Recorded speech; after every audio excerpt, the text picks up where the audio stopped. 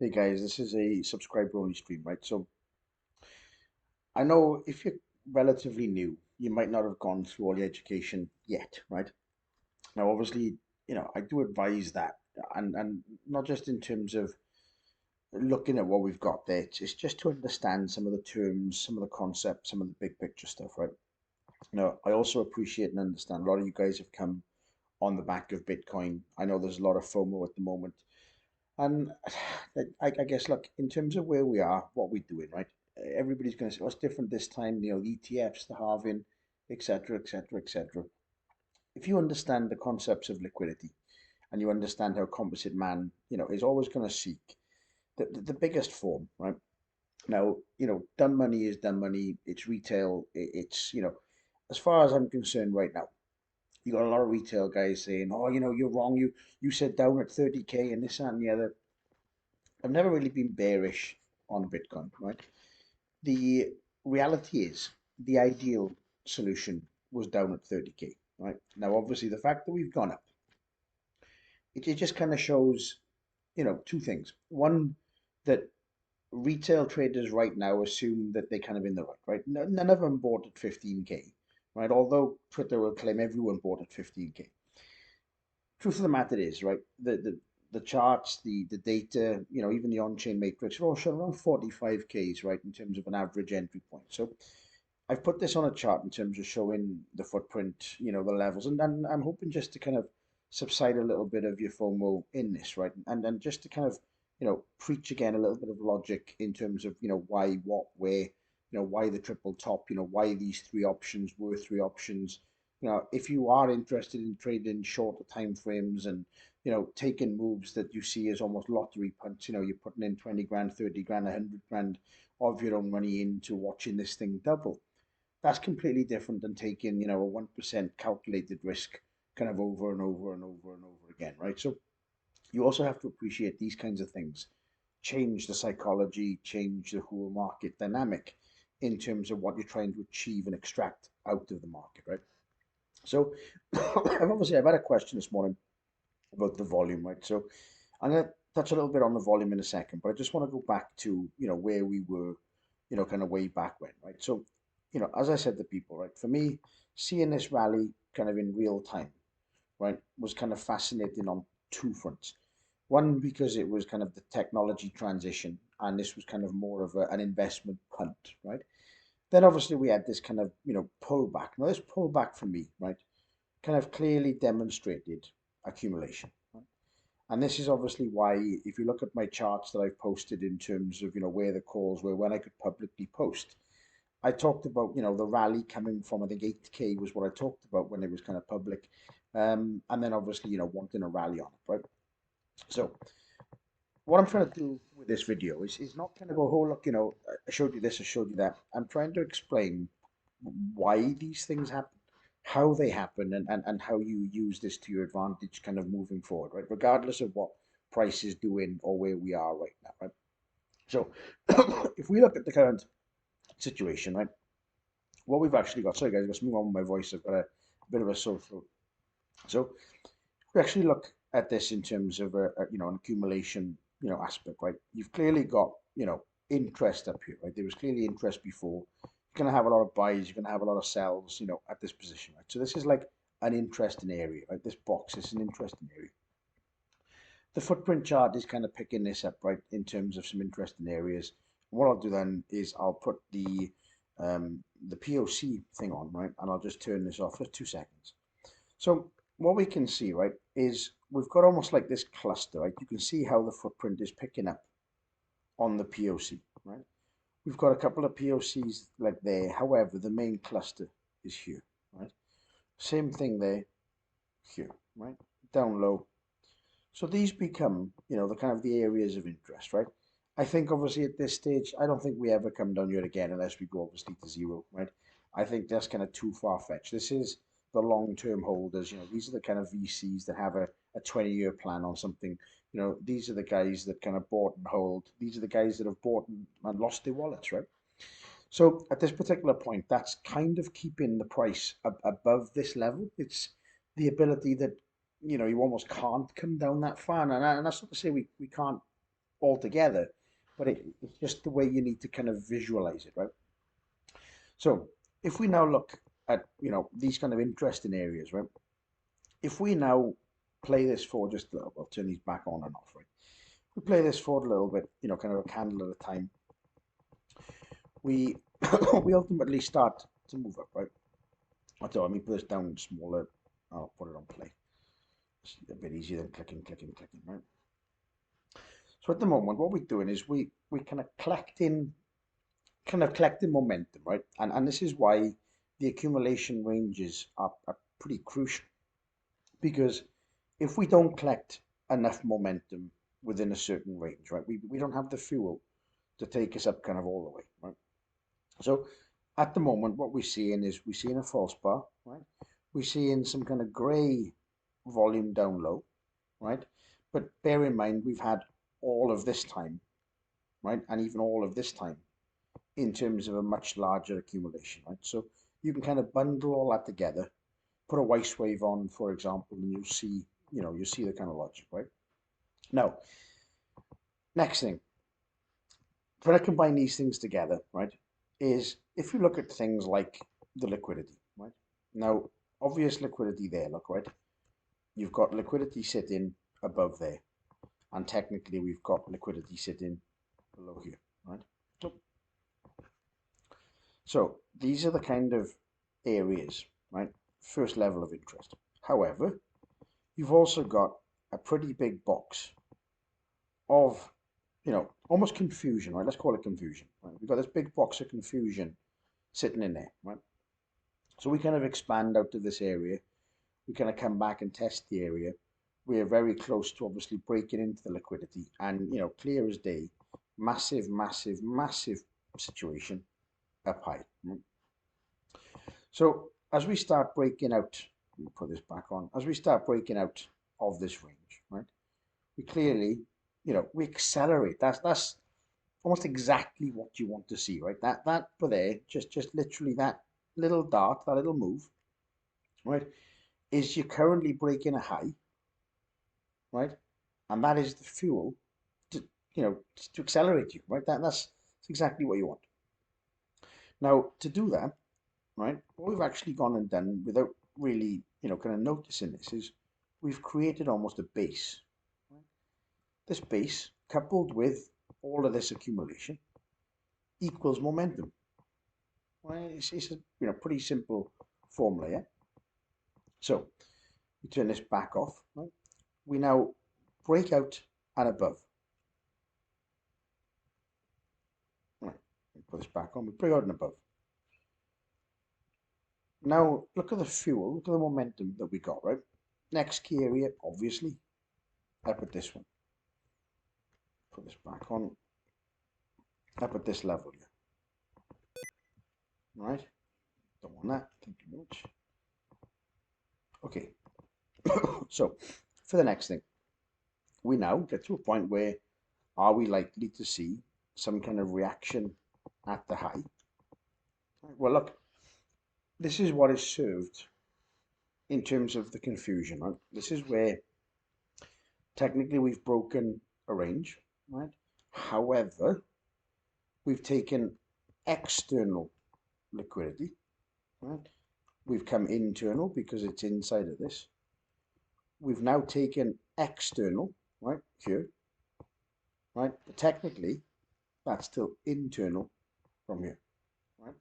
So all of the momentum is still pretty much up, right? This is why, we can see this differently in terms of every kind of course of action, right? Now what we can do is, we can add things like our Elliott wave on, because, clearly we can start to say, well, hey, we've got, a 1-2 move. So we can say, for example, fib-based extension, I'm going to come down to my 0, right, back up and back down to the low, which is here, right? And, we're going to want to see first line extension, right, at this, this rough area here. Right? We've obviously got a couple of areas of interest. I'm going to mark out the second one as well. which is the 2618 for later on. Now, obviously, these are the kinds of areas, these are the kinds of ranges, right, that we're looking for right now. However, until we get momentum to take us beyond, right, now we've got to question where the momentum's coming from. So again, we've got this first box here, and we've got a bigger range there, right? So now what we're looking for is, are we likely to break through, or are we likely to come on down, right? Now, what's the difference in terms of this range here and the current price, knowing where Bitcoin is, at today's, 2024 type of price? The big difference is we've actually had this level of accumulation before breaking out, right? And there's the kind of the secret, right? That's the kind of the secret sauce. So we're now looking at this saying, right, where are we in terms of the current situation? We've got no new footprints being built, right? However, what we do have is obviously the liquidity from, like I said, the accumulation, right? So at the moment, for me, all of this box equals liquidity. It's a really interesting, position. We've had a potential 1, pull back 2, a nested 1, 2. Right? We can look at potentially a 1, 2 inside, 3, 4, 5. Right? Play this forward, and we get to a point where we've basically gone and pinged, right, first level. Now, at this particular stage, right, it's how far can we go on the momentum that this has given us. Right, you see how we're acting around this level. And so with all of that level of accumulation, we've now had our reaccumulation, right, with a potential target here. Right? And this is based just, purely on Elliott. Now, obviously at this point, look, we do the same thing again.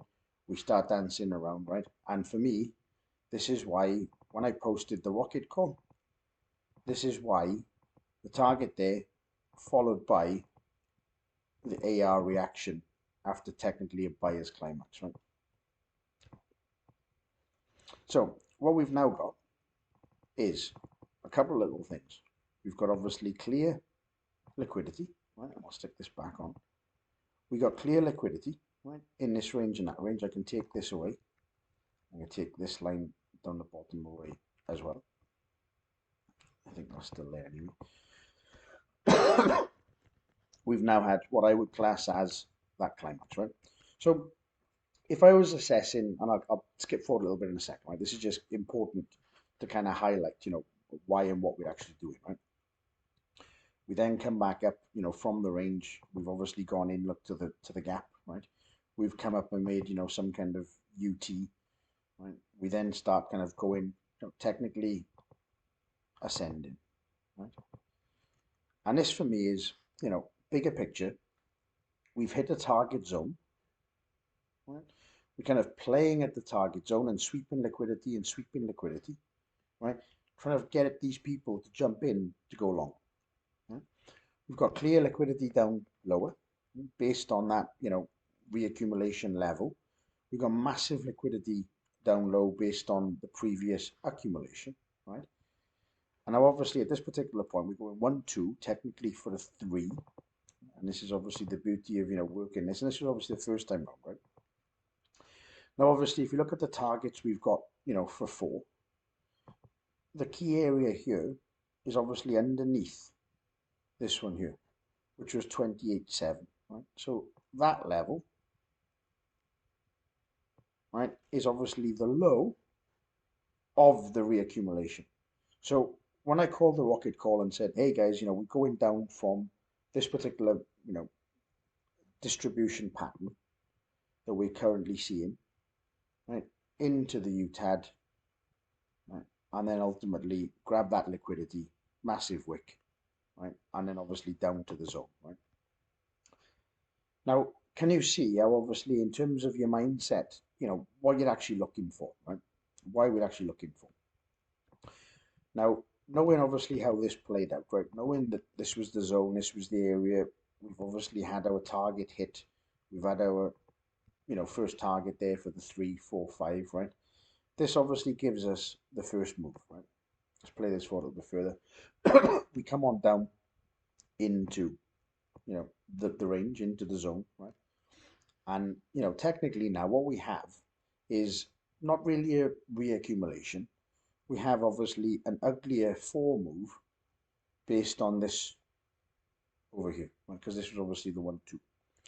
So we now have the 4 move, and basically we start to move on up, right? Now, if I stop it there, knowing again where we went, right? Let me stick this on. Right? Where does the liquidity sit? Here, right? There's your real, your real range, right? We've obviously got these gaps, these boxes. We've now had this reaccumulation slash accumulation slash 4, right? Whatever you want to, badge this up as. It's kind of irrelevant. But what you could see here, right, is if we were off to 100K, 135K, off to $1 million, we'd want to be seeing this, right, and not really this. Now, people are going to say things like, oh, well, what about the on-chain matrix? What about over-the-counter trading? What about CME? What about this and what about that? And you think, guys, look, it really doesn't matter. Now, one of the things that you got to look at, right, is if you are looking for longer term investments, as I've talked about recently with my auntie and the kind of the stock market kind of DCA type move, is you've got to think to yourself, any entry at these kind of levels, if you believe that it's going up, right? Now, to attain the belief that it's going up, you have to understand the logic as to why it's going up, right? If you believe it's going down, understand the logic as to why it's going down, right?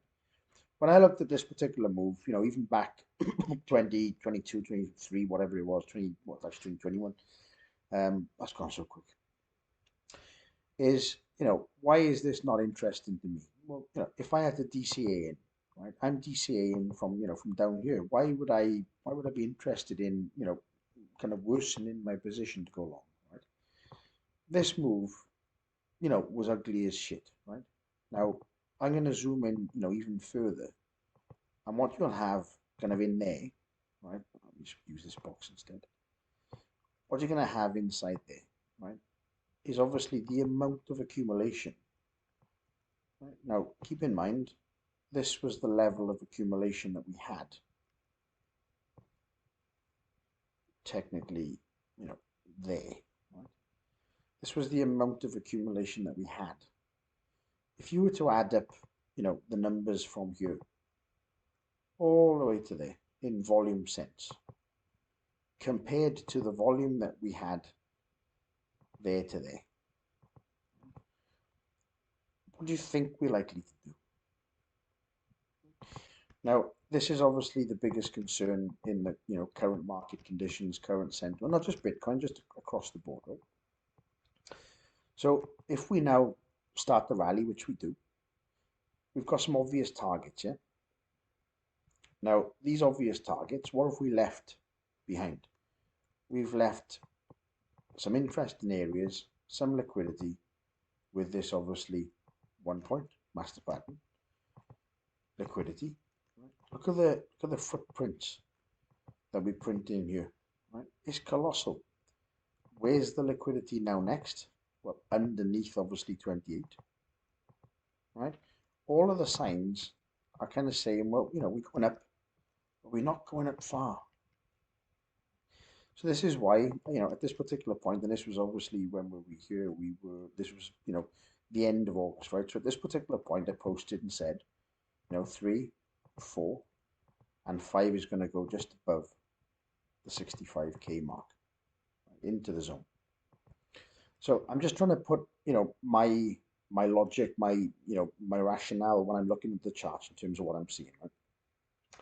So as you know, we come on up, we had our 3-4, we come up to our 5, we take liquidity, right? And then we start going, everybody's calling for 135k. Everyone's talking about, plan B is the greatest thing since sliced bread. And we are, ultimately, we drop. And the reason that we're dropping is, where is the liquidity sat? The liquidity was to the outside. The liquidity now is to the outside, right? So we ultimately want to come back to the look at how heavy this is in terms of an indicator. Look at what this kind of pointing at, right?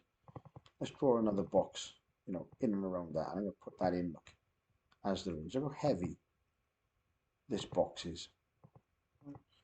And that's on the way down, right? We've just taken outside liquidity. We're coming in to see inside liquidity. We're going to want to go outside again, right? So play this forward. We obviously do, exactly as you'd expect us to do. Now, the biggest issue, the biggest challenge that we have is technically that has now given us, I'll keep this playing when I'm writing this up, is that's given us a 3-4-5. Right? Almost clear as day. We're now targeting, obviously, downside liquidity. Right? So where we had, obviously, the line break and the move back down, we ultimately come on down to this as a situation. Right? Now, this is why, I'm saying we got to, we got to look at the scale, we got to look at the size, we got to look at the scope, right? Look at the level of accumulation to take us to that 65k high, right? We now come back in, look into our, kind of heavy zone. Okay, pull this down a bit further. We come back into our heavy zone and we start to play around with what we've now done. So what have we actually done? The writing is there, look. We've swept downside liquidity. Right? Now, having a sweep and having an accumulation, two very different things. Very, very different things. Because a sweep is something like this. Right? We didn't get enough to force a downtrend because we're not up high enough to force a downtrend yet, right? If Bitcoin was trading at 500k and the chances of it going to 250 or 750, that is when it becomes a bit more complicated, right? Obviously, you can still use your Elliott counts and so on. So as we start taking this kind of sweep, right, we've got to now look at the kind of pure size in terms of an accumulation zone, right? Because you have to think we're accumulating technically in this area. Right? So this is our accumulation, kind of pocket, if you will. Now all of a sudden, right, this is why option 1 for me was the best option, right? Because if we stay in this zone, right, a pretty decent amount of time like this, we'd have enough momentum to really push past these highs. So this is where now it becomes kind of almost important, right? So we're at the current kind of move, right? And this is where I want to, I know this is a longer video again, right? But this is really important in terms of putting all these lessons together, right? So, we can actually turn around and say, oh, well, we've had weeks, we've had months. This is June. We're now in December. We've had months worth of an accumulation. This is where the grey volume, right, back to the question from this morning, this is where the volume comes into question. Right? Because how much accumulation have we actually had? Right? Well, not enough yet. And the reason not enough yet is we haven't technically had enough distribution to wipe this out. Right? Because this would have been sold, sold, sold, sold, sold, sold, sold, right? Technically sold, sold, sold, sold, sold, bought a little bit more. Sold, sold, sold, sold, sold, right? Then obviously at this particular point, as the price is coming down, these guys would have been buying more of a position, right? Now, if we come into the, what is it, the crypto COT, right? And we go back, you know, let's go back, even last year, right? Look at the spikes like this, right? Look at this in terms of the moves. Look at these moves, right? These are the kinds of things that although the selling was heavy, right? The accumulation kind of under the radar, right? So this would have been drop the price, buy it back cheap. Now at this particular point, from this area really, this is the 10th to the 10th last year, right? So this is the 10th of October last year. What we've done is created new higher highs, right? We've had this one change there, right? All we've done is we've created new higher highs in terms of the short seller. We haven't done that in terms of the accumulation, right? So where I'm trying to put the logic, together is the 10th to the 10th. Let's put a line 10th to the 10th last year, February, June, July, September. There we go. Right? So there's our line, right? So this now is where it's going to get, a lot more kind of interesting in that sense, right? So at this particular stage, we start looking at what's actually going on. This is where we start getting, the points of interest, right? And this line will become a lot more apparent now in a couple of seconds, right? So let me just play this forward. I've only put it on 3, so it's a bit easier to manage with your eyes.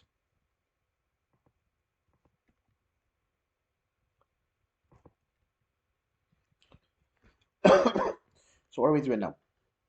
We're actually playing around with the zone, right? And this is where, for me, the interesting play becomes a lot more interesting to come back into the zone, right? Because at this point, we could argue, oh, we've had loads of accumulation. Not really, right? So for me, this is almost like the reaccumulation, right, that we had here of the bigger move without the full distribution happening just yet, right?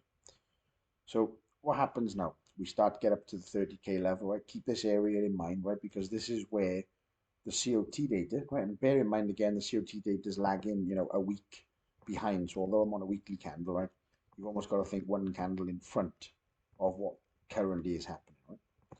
Let me get rid of the footprints and the Mayfair one for now, right? Now look at what happens as we hit this. Prices start to surge. Why is price surging if the leverage funds are selling?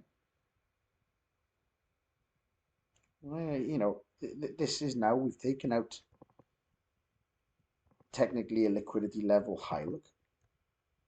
Right? We're going to have another one, obviously, at this region here. Right? Where's the liquidity sat? Well, here's the clue.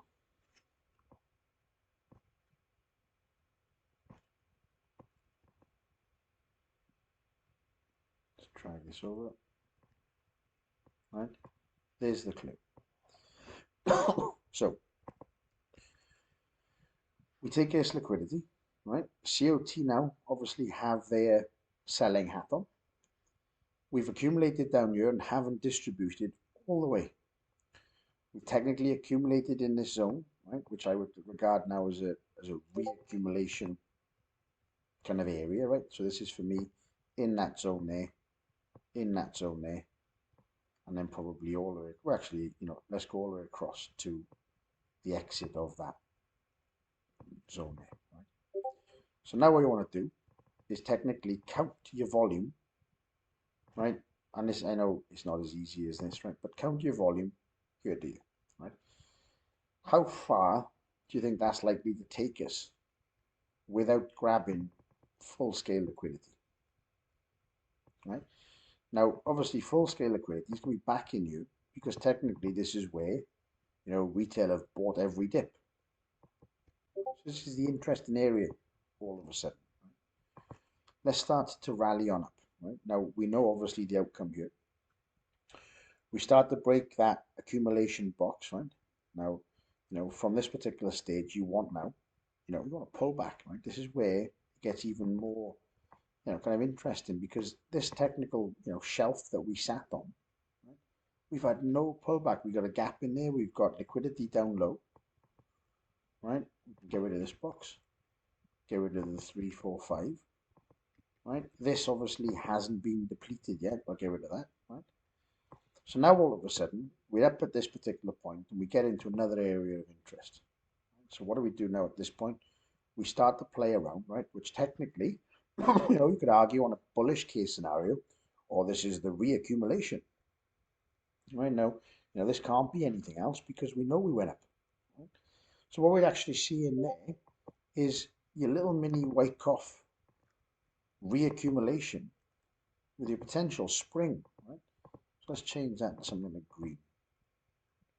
So now all of a sudden we've got this in terms of an accumulation, this in terms of a reaccumulation, and we're expected to see 500k, $1 million, $1 trillion if you ask some dickheads, right? Now, obviously, at this particular point, what have we done? What are we doing? Drag this over. We've now technically swept this, right? Now, what I'm concerned about, and the biggest reason that I've said the worst case scenario for Bitcoin is the bullish one. If we actually spend a lot more time in and around this region, and this move turned into this move, right? We would have had the fuel and the momentum to go. Even with the best will in the world, if we go 1, 2, we go 3, 4, 5, right? Let's just assume this is a nested 1. What do? You come back down deep for your nested 2, right? Then obviously we can go. Now, at this particular point, this is still, realistically, the best case scenario, right? It's this for me that is the interesting play. Right? If we'd grabbed it back then, we would have seen and could see 100k, 200k, 300k so much quicker. We now have this move that has taken from November 22 to March 24. We have a consolidation 2, even in the best case scenario, due anytime soon. All the stochastics, everything's lined up, right? So can you see, in terms of, when I'm looking at a chart, and this is why I want this video to be a bit longer, right? I haven't done a subscriber stream for a while. Why I wanted this to be a bit longer is I wanted to walk you through, the understanding, the logic, the kind of seeing what I'm seeing on a chart, right? So back to the question in terms of, why the gray volume, what's the difference, why this is, you've only got to look to your left, right? Now, we've had this year and it's all grey, which means it's a lack of interest. You come across the COT, right? On the COT perspective, we've actually got, this. When you put all these things together, what is the chart trying to say? Is this saying, big boys getting wrecked, we're off to the moon? Or is this saying, retail is stupid enough to pay a premium price that Composite Man is willing to sell to these retail traders at a much increased profit? These are the questions, right? So, in that sense, part of what I'm seeing is this, liquidity, this kind of pocket down low, right? Now, I've been, really busy recently. I've mentioned this a couple of times. You might not have known, but I've actually just had a contract signed for a second book. And I wanted to share this with you guys kind of first.